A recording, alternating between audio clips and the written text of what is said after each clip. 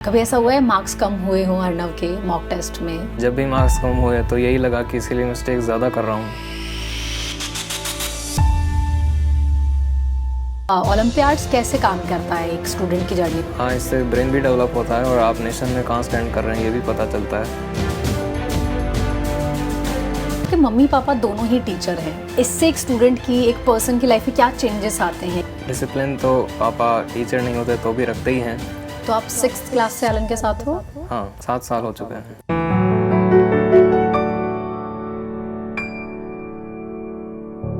हर student की कहानी अलग होती है, प्रोसेस अलग होता है, माइंडसेट अलग होता है। तो चलिए स्टूडेंट से आपको मिलवाती हूँ, बिना देर किए वेलकम कर रही हूँ अर्नव गौतम का। अर्नव, बहुत बहुत स्वागत है आपका। Thank you. कैसा लग रहा है फिलहाल? बहुत अच्छा लग रहा है, लेकिन अभी आगे बोर्ड्स और जेई एडवांस की भी तैयारी चल रही है। एक स्मार्ट, एक अच्छा स्टूडेंट मुझे लगता है यही होता है जिसे ये पता हो कि मुझे इसी में खुश नहीं होना है, मुझे और आगे अचीव करना है। अच्छा अर्नव, फैमिली में कैसा माहौल है? आपके पेरेंट्स का क्या रिएक्शन था इस स्कोर के बाद? पेरेंट्स खुश हैं और वो अब उम्मीद कर रहे हैं कि जेई एडवांस में और भी बढ़िया रिजल्ट मिलने वाला है। ये तो है, जब आप एक अचीवमेंट हासिल करते हो, एक सफलता मिलती है तो उम्मीदें बढ़ जाती है, एक्सपेक्टेशंस बढ़ जाती है। अच्छा, टीचर्स को बताया, उनका क्या रिएक्शन था? क्योंकि टीचर और मेंटर जो आपके साथ लगे रहते हैं आपके हार्डवर्क के साथ, डेफिनेटली उनको बड़ी खुशी होती है। बहुत खुश हैं और अब वो भी और आगे और अचीवमेंट्स देखना चाहते हैं। हाँ। अच्छा, फैमिली में कौन कौन है आपके अलावा? और एग्जैक्टली अगर मैं बताऊं कि एक होता है ना कि जब घर में कोई एक भाई एक बहन कुछ अच्छा करते हैं तो उससे ना इंस्पिरेशन भी लेते हैं, जैसे कजन्स भी होंगे, फैमिली में बाकी लोग कह रहे होंगे कि अर्नव से सीखो। ऐसा एग्जैक्टली कुछ हो रहा है? क्या चल रहा है? हाँ, ऐसा ही होता है, अर्नव से सीखो। छोटा भाई है। ओके, कितना छोटा है आपसे? 6 साल छोटा है। कैसी बॉन्डिंग है आपकी उनके साथ? पहले तो थोड़ा तंग करता था, लेकिन अब तंग नहीं करता है। क्यों, आप क्यों नहीं तंग कर रहे हैं? पहले मैं उसके साथ नहीं खेलता था, लेकिन अब खेलता हूँ, इसलिए वो तंग नहीं करता। अच्छा, हमने सुना है कि जेई की जर्नी इतनी टफ होती है कि बच्चों के पास टाइम ही नहीं होता है कुछ और करने का। और आपने कहा पहले मैं उसके साथ नहीं खेलता था, अब खेलता हूँ। तो स्पोर्ट्स कितना ज़रूरी है? अदर एक्टिविटी करनी चाहिए पढ़ाई के साथ? बिल्कुल करनी चाहिए। इससे अगर आप फिज़िकल स्पोर्ट्स खेलते हैं तो आपकी ब्रीदिंग इम्प्रूव होती है और इससे मोनोटोनी भी ब्रेक होती है। ओके। मैं रोज़ रात को आधा घंटा भाई के साथ खेलता हूँ। अच्छा, क्या है आपको स्पोर्ट्स में क्या पसंद है? क्रिकेट पसंद है, मैं भाई के साथ क्रिकेट ही खेलता हूँ। ओके, क्रिकेट पसंद है आपको। तो क्या अपनी इस जर्नी में कभी ऐसा हुआ कि मैच आ रहा है और आपको लग रहा हो कि स्कोर क्या चल रहा है, मुझे अपडेट चाहिए? आपके फादर से कैसी बॉन्डिंग है, उनसे इस तरह की बातें होती है? नहीं, पापा से क्रिकेट से रिलेटेड तो नहीं होती हैं। कभी मुझे इंटरेस्ट होता है तो मैं अखबार या ऑनलाइन ही स्कोर देख लेता हूँ। ओके। अच्छा, आपके मम्मी पापा दोनों ही टीचर हैं, इससे एक स्टूडेंट की, एक पर्सन की लाइफ में क्या चेंजेस आते हैं? क्या शुरू से वो डिसिप्लिन वाला फैक्टर था?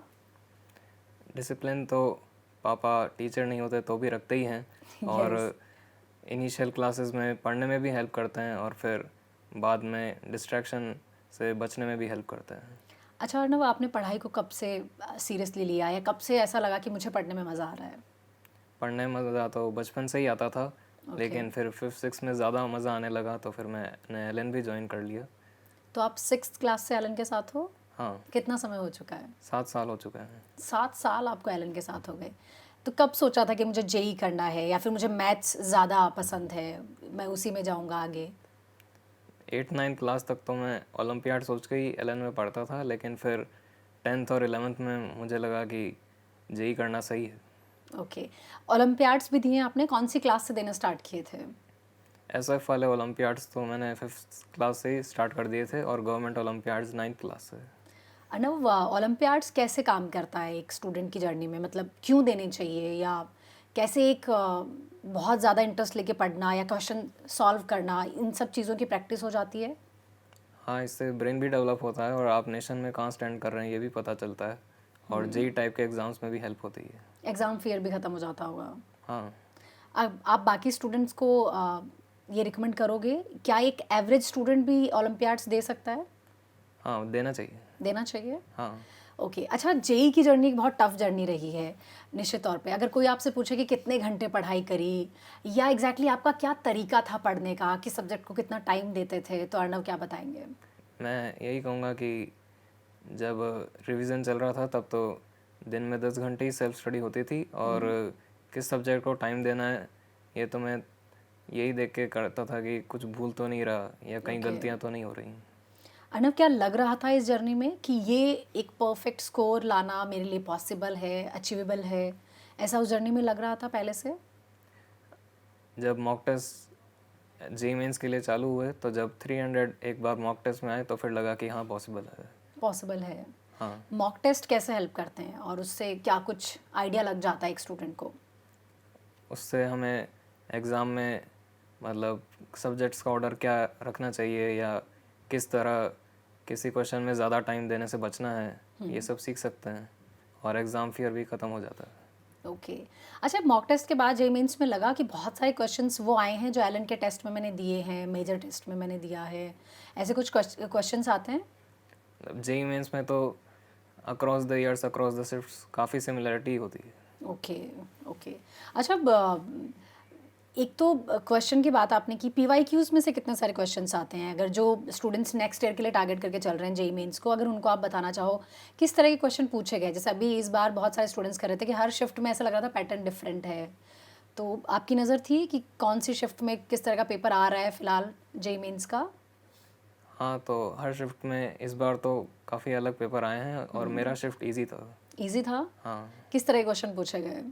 इजी थे जिनमें कोई ज़्यादा सोचने की ज़रूरत नहीं थी, जिनकी काफ़ी प्रैक्टिस हो चुकी थी। एक शार्प स्टूडेंट की भी पहचान मुझे लगता है यही होती है कि आपने ऑलरेडी इतनी प्रैक्टिस कर ली होगी कि आपको लग रहा है कि इजी पेपर था। ओके। अच्छा, एग्ज़ाम फियर जैसा कुछ फील हुआ जेईई मेंस का एग्ज़ाम जिस दिन देने जा रहे थे? लग रहा था कोई थोड़ा भी डर आपको?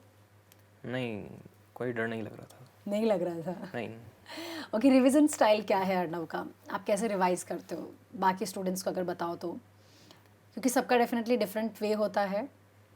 एनवायरमेंटल केमिस्ट्री और पी ब्लॉक का तो मैंने शॉर्ट नोट्स बना रखे हैं, वो पढ़ता हूँ। ओके। बाकी सब में फिर एलएन के मॉड्यूल या एनसीईआरटी में जो अंडरलाइन कर रखा है वो पढ़ता हूँ ओके। केमिस्ट्री के लिए।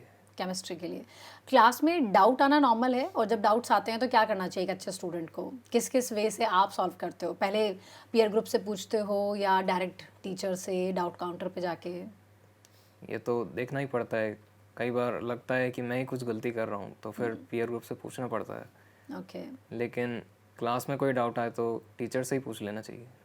वहीं पूछ लेना चाहिए। अच्छा, अब कोटा से ही आप हो, और कोटा ऐसा शहर जिसको देश दुनिया में सब पहचानते हैं। सबसे ज़्यादा बच्चे, अगर मैं कहूँ, बड़े बड़े सपने लेकर कहीं अगर आते हैं तो वो कोटा शहर है। 7 साल आप एलन में रहे हो और डेफिनेटली आपको पीयर ग्रुप बहुत अच्छा मिला होगा। हर शहर, हर स्टेट से बच्चा यहाँ पर आ जाता है। ये एक्सपीरियंस कैसा होता है जब different different culture, different different state से अगर साथ में आपके पीयर ग्रुप में क्लासरूम में स्टूडेंट्स होते हैं? तो और इससे क्योंकि माइंडसेट सबका डिफरेंट है, और हम कहते भी हैं कि कोटा इसलिए आकर पढ़ना चाहिए क्योंकि कंपटीशन और पीयर ग्रुप अच्छा मिलता है। कई चीज़ों की इन्फॉर्मेशन अगर नहीं होती है तो फिर कई सारे बच्चे होते हैं तो पता चल जाती है, और पीयर ग्रुप अच्छा होने से मोटिवेशन भी मिलता है। ओके। और देश भर से बच्चे आते हैं यहाँ पे, तो अगर आप यहाँ पे अच्छा कर रहे हो तो लगता है कि हम देश में भी अच्छा करेंगे। अच्छा करेंगे आगे। कभी ऐसा हुआ है मार्क्स कम हुए हों अर्नव के मॉक टेस्ट में, किसी भी टेस्ट में, और फिर आपको लगा हो कि कहाँ कमी रह गई है, कैसे इम्प्रूव करूँ? जब भी मार्क्स कम हुए तो यही लगा कि सिली मिस्टेक ज़्यादा कर रहा हूँ, तो फिर उसके लिए टीचर से बात की। अच्छा, अगर आप सिली मिस्टेक को डिफाइन करो तो सिली मिस्टेक्स कैसे होती है? क्वेश्चन गलत पढ़ लिया, सारे ऑप्शंस नहीं देखे, और कैलकुलेशन मिस्टेक। ओके। कैसे कम किया जाए जब आपको ऑलरेडी अपनी जर्नी में पता चल जाता है कि मैं किन चीज़ों में मोस्टली सिली मिस्टेक्स करता हूँ, तो आपने कैसे आइडेंटिफाई किया एंड देन कैसे उसे कम किया? कैलकुलेशन मिस्टेक्स के लिए तो सबसे पहली चीज़ यही है कि कैलकुलेटर बिल्कुल हटा देना चाहिए। ओके। जब आप घर पे या सेल्फ स्टडी कर रहे हो तब भी यूज़ नहीं करना चाहिए? नहीं करना चाहिए। ओके, आपने नहीं किया। नहीं किया। तो थोड़ा टाइम ऐसा नहीं लगता कि मेरे पास कम पड़ रहा है क्योंकि अगेन आप प्रैक्टिस कर रहे हो, या फिर वो ज़रूरी है कि पहले ही आप इस तरह से ही क्वेश्चन सॉल्व करो कि आपके पास कैलकुलेटर नहीं है? तो टाइम कम पड़े तो भी कोई बात नहीं, कैलकुलेटर नहीं होना चाहिए। ओके। अच्छा, एग्ज़ाम हॉल में टाइम मैनेजमेंट बड़ा मुश्किल हो जाता है। जैसे जब हम लोग कवर करने जाते हैं, स्टूडेंट से हम बात करते हैं, सबको लगता है कि ये टाइम इनफ था, मैं सोच के आया था पेपर किस ऑर्डर में करूँगा, लेकिन वहाँ जाके चीज़ें ऊपर नीचे हो जाती है। आपके साथ ऐसा हुआ? और अगर हुआ तो आपने कैसे उस चीज़ को मैनेज किया? जेई मेंस में तो मेरे साथ ऐसा नहीं हुआ। मेरा जो ऑर्डर है, पहले केमिस्ट्री फिर फिजिक्स फिर मैथ्स, वही किया और फिर विद इन 2.5 आवर्स हो गया था पूरा पेपर।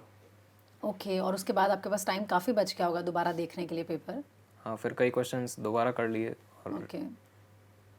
अच्छा, एग्ज़ाम हॉल से निकलने के बाद अर्णव को था ये कॉन्फिडेंस खुद पर कि मैं एक अच्छा स्कोर लेकर आऊँगा? हाँ, काफ़ी कॉन्फिडेंस था क्योंकि जितने PYQs दिए थे उनसे भी इजी लग रहा था। ओके, पेपर इजी लग रहा था। क्या एलन के टेस्ट से भी ज़्यादा इजी लग रहा था?